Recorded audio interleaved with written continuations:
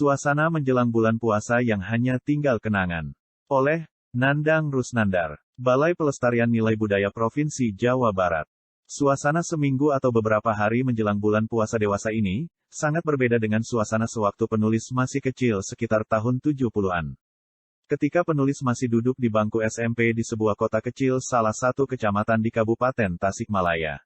Suasana itu sangat terasa, aroma bulan puasa sudah menyelimuti seluruh perasaan dan keharuan. Orang tua sering menyatakan bahwa bau-bau bulan puasa geska rasa, suasana bulan puasa sudah mulai terasa. Hampir setiap kegiatan dalam keluarga selalu diarahkan kepada suasana bulan puasa, seperti adanya persiapan keluarga untuk nadran atau ziarah dan sekaligus membersihkan makam kerabat dan orang tua yang telah meninggal.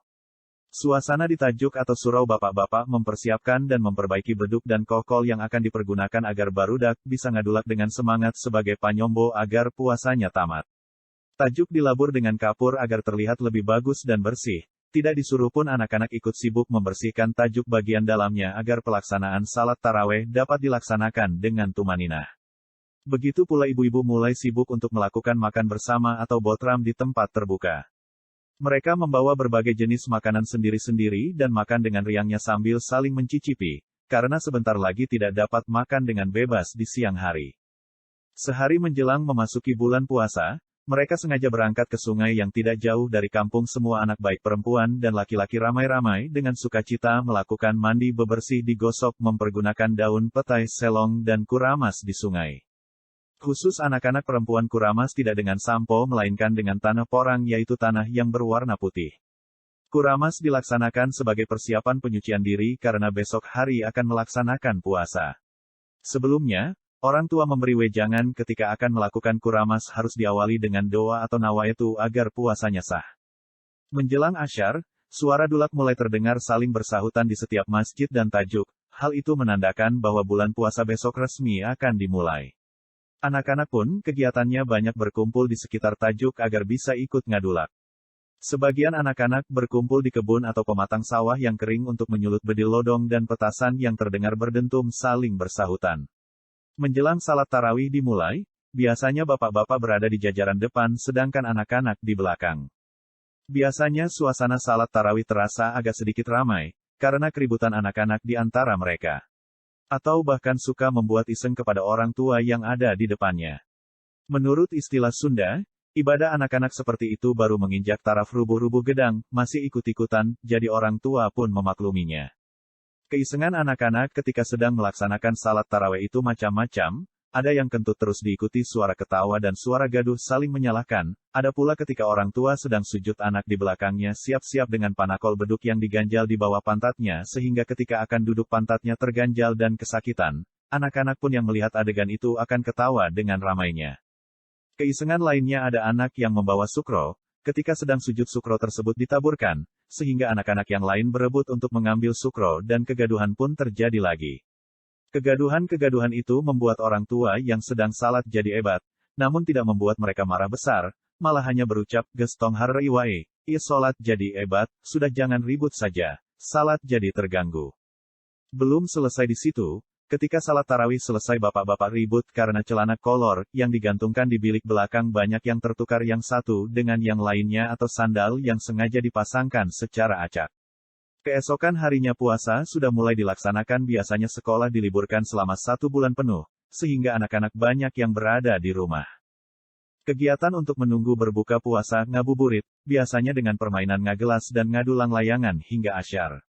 Anak-anak ada juga yang ngabuburit ke kebun, mereka bermain endek-endekan di pohon jambu atau lainnya sambil mencari buah-buahan untuk nanti buka. Setelah salat asyar mereka ngabuburit pergi ngojay, berenang, di sungai yang ada lewi lubuknya, sambil silanglang, papalidan, dan babalonan dengan sarungnya. Untuk anak-anak perempuan mandi di hilir lewi sambil melakukan icikibung dengan suaranya yang khas, blung, plak, blung. Kebiasaan anak-anak Bahla sangat berbeda dengan anak-anak sekarang.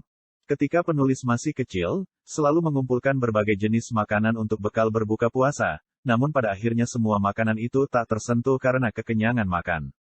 Beda lagi dengan anak-anak zaman sekarang, mereka malah lebih tenang dan tidak mengumpulkan berbagai makanan seperti dahulu, hanya cukup jajan di MC Donald, Pizza Hut, atau makanan siap saji lainnya dan ngabuburitnya pun cukup main game sendiri di rumah.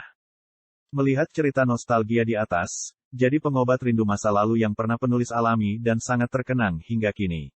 Ada nilai-nilai kebersamaan yang tertanam ketika menjelang bulan puasa, sikap toleransi tercermin dari warna Islam yang bernuansa kultural, ramah, mencerminkan kekeluargaan, kebersamaan yang menjadi kehidupan dalam kesehariannya. Dalam menjalankan ajaran agama Islam, masyarakat Sunda masih berbaur dengan adat istiadatnya. Akulturasi yang secara harmonis terjadi antara agama Islam yang datang ke tanah Sunda dapat berbaur dengan budaya setempat. Kehidupan keagamaan sering dipengaruhi oleh adat istiadat yang berlaku pada masyarakatnya. Karena itu sukarlah bagi orang Sunda untuk memisahkan antara agama dengan adat istiadat, sebab keduanya dijalankan berfungsi untuk mengatur sikap dan sistem nilai. Menarik untuk dikaji lebih dalam, bahwa proses akulturasi agama Islam dengan budaya Sunda di tanah Sunda sangat harmonis dan berlangsung serasi.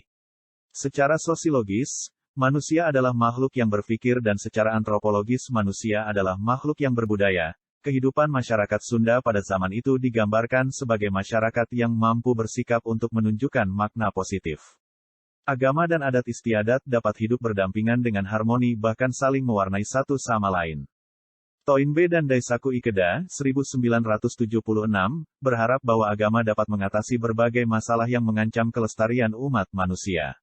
Agama yang semestinya membantu kita menumbuhkan sikap toleransi, sering tampak mencerminkan kekerasan dan keputusasaan zaman sekarang.